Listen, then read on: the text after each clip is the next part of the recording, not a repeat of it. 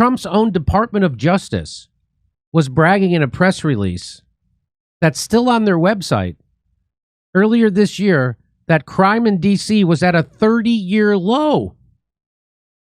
Further, the murder rate is half that of St. Louis. If they're going to try and justify the military in D.C. based on that, they'll try anything. I don't know if you know, but Donald Trump, the president of the United States, has just taken over the police department of Washington, D.C., because Washington, D.C. is a city without a state. And so the government can do that. Let's listen to what it's like. I'd just like to hear a 70s blaxploitation narrator. Crackdown and crackdown when the man sticks to the homeless. Here we go. I'm announcing a historic action to rescue our nation's capital from crime, bloodshed, bedlam, and squalor, and worse.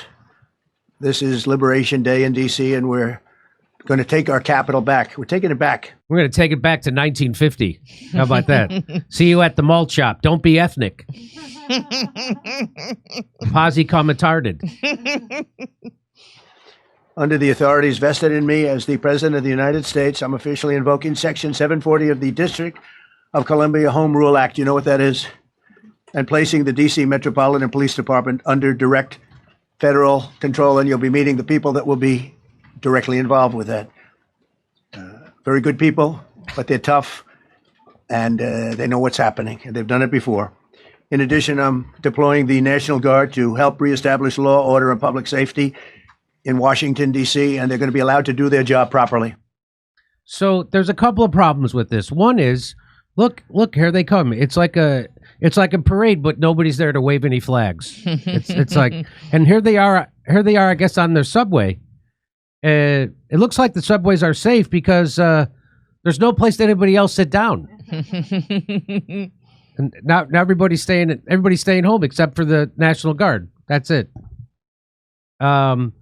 I want him to do this day one, and then I want to see the people being carried out from the Epstein things, you know? So I wanted him to use, that's what I wanted him to do with that. Is that what they're going to do? So now we have people like so I'm going to tell you what the big problem with this is in a sec. But here's Marjorie Taylor Greene, who's been good on some issues and called out Trump on some, but bad on others. Would be one of them. She says crime in our Democrat-run nation's capital has hit a breaking point. Congressmen's carjacked, young interns murdered, residents and visitors from across the country and the world living in fear. Thank you, President Trump, for restoring law and order in Washington, D.C. So this is more of like you create the problem and then you have the solution, because it was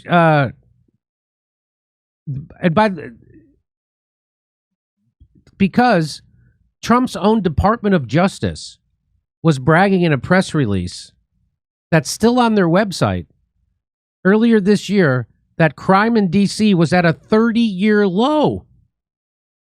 Further, the murder rate is half that of St. Louis. If they're going to try and justify the military in D.C. based on that, they'll try anything. So they're going to bring the military into Washington, D.C. to fight a crime problem that's at a 30-year low. And that's not according to me. That's according to Trump's own Department of Justice. There it is. Violent crime in D.C. hits 30-year low, January 3rd. That's from... Here we ask Grok. Yes, Washington, D.C. is experiencing a 30-year low in violent crime. Violent crime in the city has decreased by 26% compared to the previous year. According to D.C. police data, the U.S. Attorney's Office has also reported that violent crime in 2024 reached a 30-year low, citing police statistics. The decline comes after a particularly violent year in 23. So there's so... by the way, I wouldn't trust anybody's figures of where violent crime is, especially where I live now, which is a real problem where I live. And I'm sure they're going to say some stupid shit that the crime's not bad here, but it is. People stop reporting it when nobody's handling it, and nobody was handling it. Who ran the cops before he did this?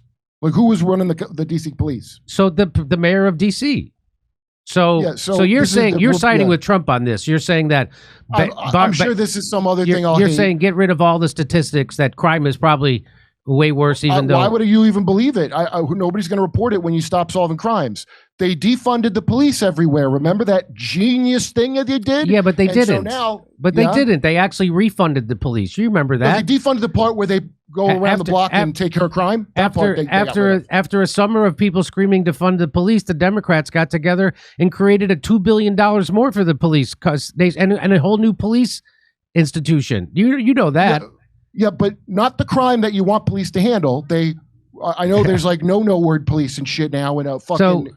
You got to have some kind of statistics to bet. You can't just say that crime is at an all-time. You can't just say it. You have to go prove it, and they did it. Violent crime, and in fact, violent crime. His own Department of Justice says it's at a 30-year low. So does even Grok, which is a super establishment. So Trump set 450 federal officers from nearly 20 agencies onto D.C. streets in a weekend crime crackdown. What were the arrests? They got a guy on a dirt bike, they got a fugitive, and a suspended license driver, while violent crimes is also down 26% from last year. So I'm sure this has nothing to do with legalized weed. And have you seen the prices of ammunition these days? These guys are killing me with the prices of ammunition. Am I right? But Kurt, you got to know this, Kurt. The stochastic crime is off the charts. Yeah. Right.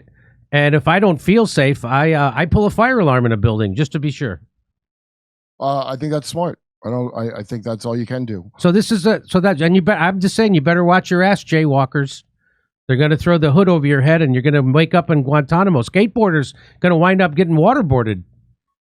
This is the real. They're tracking down the real crime. This is really happening. This is from the Washington Post. Trump orders feds move on D.C. crime, take over D.C. police. This is some war of like when the Democrats ran the cops during January 6th. Remember that January 6th, there's those officers that committed slip and slide because they're so depressed about what happened. Yeah. And then people got promoted. So that means there's some kind of, the police is controlled by some Democrat thing. And now there's a Republican machine taking it from the Democrat thing. That's my guess. President Donald Trump announced Monday that he was placing the D.C. police under direct federal control and will deploy the National Guard to the streets of Washington to fight crime. An extraordinary flex of federal power that stripped city leadership of its ability to make law enforcement decisions and could expose residents of the nation's capital to unpredictable encounters with a domestically deployed military force. So, every place I've lived, the crime's way up, and it's up in an annoying way, and you can't get police help that you'd want. You could get them to look at your tweets or whatever the fuck, but there's nobody handling crimes. Not nobody. I know Kurt, when I lived in Pasadena, I had a guy with a gun in front of my house. I called the cops and I told him it took him an hour to get to my house. Yeah. In Pasadena. What the hell are the cops doing in Pasadena that it takes them an hour to respond to a domestic call of a guy with a gun? Yeah. It took an hour. So I don't know what I would love to believe that he's like rooting out all the secret crap in DC, but we both know that's not what it's going to be. So the decision to take over the Metropolitan Police Department and deploy 800 National Guard troops comes as the president has been slamming America's cities as places where crime is out of control, despite 2 years of declines that have brought homicide levels in major cities to their lowest levels in decades. The administration... That's bullshit. The administration has already mobilized FBI agents in recent days and overnight shifts to help local law enforcement prevent carjackings and violent crime. I call them carjackies. I like that. They're carjackies. You ever get a carjackie? You got a carjackie? Because the District of Columbia is not a state, the federal government has unusually sweeping powers to intervene over the objections of its residents and its leaders, giving the president an opportunity to use it as a laboratory for a militarized approach to urban crime fighting. Trump portrayed a sweeping vision of law enforcement on the streets in Washington, declaring that federal agents, D.C. police, and the National Guard would use physical force to intimidate lawbreakers inside the district.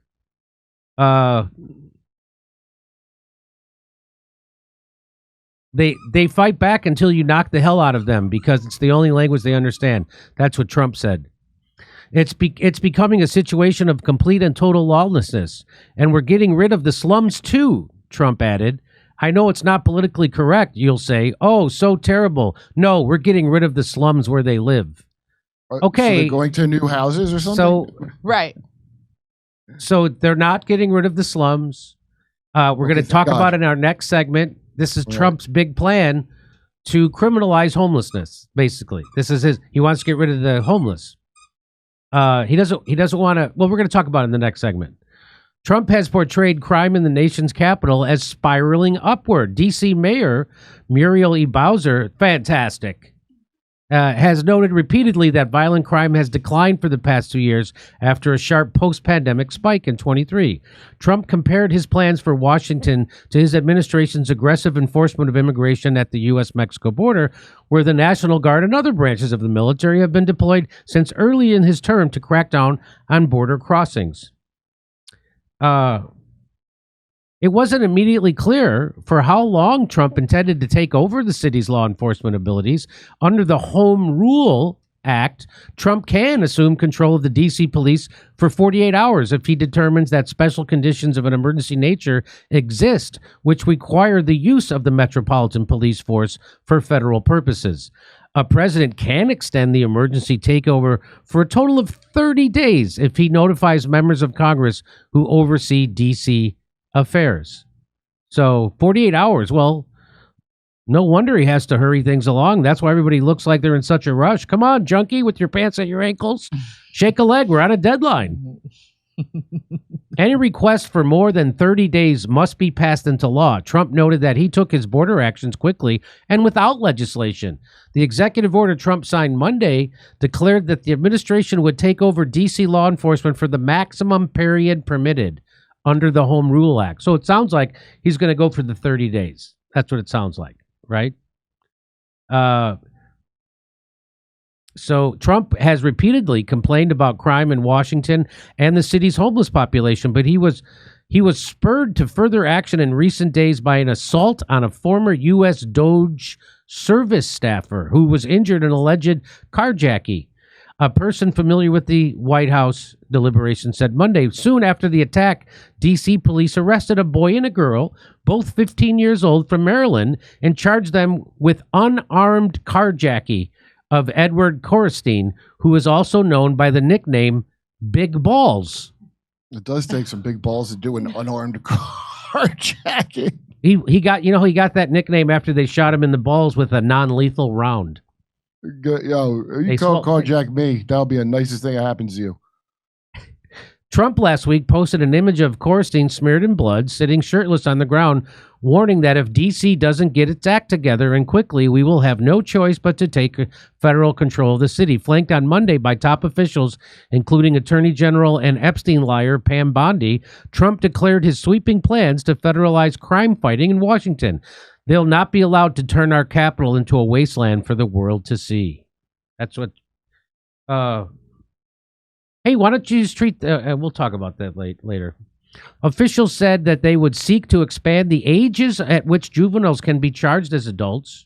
Oh. Under D.C. law, the city's attorney general prosecutes most juvenile crimes. The U.S. attorney for D.C. handles adult criminal cases in the district and can charge 16 and 17-year-olds as adults if they're accused of certain violent crimes, including murder, rape, armed robbery, and burglary. Pirro, whom Trump appointed to the job in May, said Monday that she wanted to lower the age limit for charging juveniles as adults to 14. City leaders have disputed Trump's if we could just get more like North Korea. City leaders have disputed Trump's characterization of crime in Washington, saying that the nation's capital is safer than it was a year ago. Violent crime is down 26% compared to this time in 2024. According to D.C. police data, homicides are down 12%. D.C. police have made about 900 juvenile arrests this year, almost 20% fewer than during the same time frame last year. About 200 of those charges are for violent crimes, and at least 4 dozen are for carjacking. In addition, Carjackie's making a comeback. Carjackie's coming back. In addition to the why do people drive around with their car doors not locked? I don't understand. Because they believe the fake safety statistics of DC, I guess. In addition, it's really safe here for the last year, is it? In addition to the FBI, it always, whenever I'm in DC, I guess I go in the safe parts. I've always feel very safe in DC. You don't know what's safe or unsafe until you like been somewhere a while or you got jumped. Right. You don't know until you don't, you know. In addition to the FBI, the Secret Service and the U.S. Secret Service Uniform Division has also been directed to launch special patrols in Washington. But the administration has not consulted with the D.C. Police Department, the chief law enforcement agency responsible for policing local crime, about how best to deploy federal services, said a senior official with the department. Oh, so they're not consulting. The National Guard deployment will be another example of the president's increasing use of U.S. military forces to carry out his objectives on American soil, an approach that has been used only sparingly in history, and which has spurred concerns over militarization. You think? Earlier this year, the president tested legal limits when he bypassed California Governor Newsom and unilaterally deployed thousands of National Guard troops to protest over ICE raids in Los Angeles, an unprecedented move that is being challenged in the court. Newsom had repeatedly asserted that the National Guard's presence was not needed. Oh, really? Well, that's nice. Californians have repeatedly stated that Gavin Newsom is not needed. How about that? He was busy podcasting. He's got a very busy podcast. Yeah, the city leaders of DC, I don't trust them. I'm going to tell you, not that I trust Trump, but all these cities, I watch these assholes act like there's no problem, and I don't live on a hill or nothing. I never did, so I got to see up close how they're handling it. It's not good. Andrew Weinstein says, make no mistake, federalizing the police and deploying the National Guard to D.C. isn't about a non-existent crime wave. It's an authoritarian move to crush dissent and strip Americans of their right to self-govern. This is a chilling precedent for every city in America. Well, you can only really do it in Washington, D.C. because they don't have a state. And I'm for D.C. statehood. Admittedly, I haven't looked at much into it, but I don't. I'm for Disney World statehood. What do we have all these Vaticans in our country me too. for? Make Lake Havasu a state. But people like to, like when we were in Mexico City, people are like, "Oh my God, aren't you afraid of all the drug crime down there?"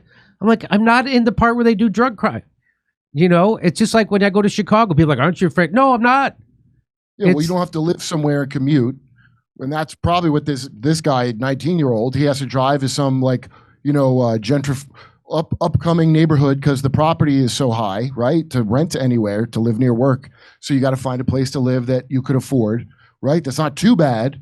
That's how it works when you go to these cities. DC is one of the least affordable places on earth. I was a victim of crime 3 times in Pasadena, California. And each one of those crimes happened right in front of my house. Right in the front of my house. You should call into his podcast about it. Right in front of my house. Ask Theo to ask Gavin. So,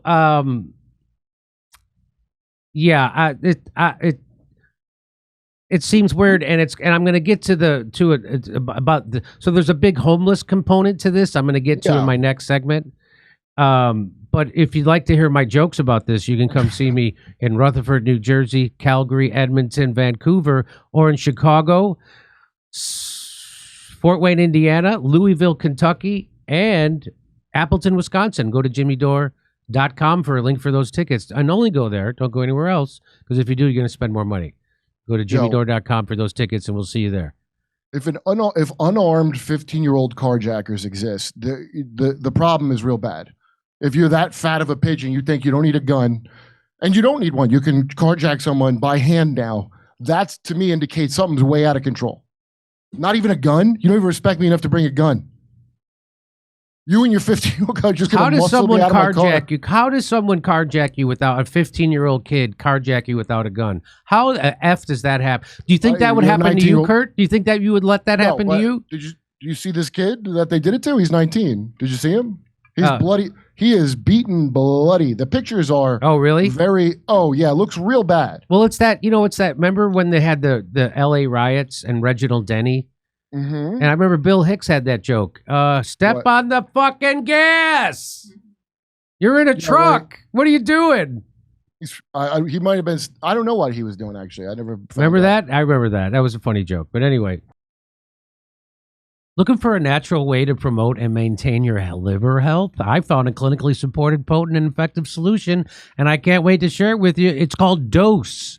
Dose for your liver was formulated to cleanse your liver of unwanted elements, aid digestion, and maintain your body's filter. Why does this matter? Well, your liver is the second largest organ in your body, and it's mine's the third, and responsible for over 500 functions. It acts as your body's filter, flushing out unwanted elements and breaking down what you consume into essential nutrients. In a double-blind, placebo-controlled clinical trial, Dose for your liver lowered liver enzyme levels by 50% in over 86% of the participants. Just one dose for your liver is equivalent to 17 shots of turmeric juice, but it's so delicious, you'll want to have more. And believe me, it's delicious. Save 25% on your first month of subscription by going to dosedaily.co/Jimmy or entering Jimmy at checkout. That's dosedaily.co/Jimmy for 25% off your first month subscription.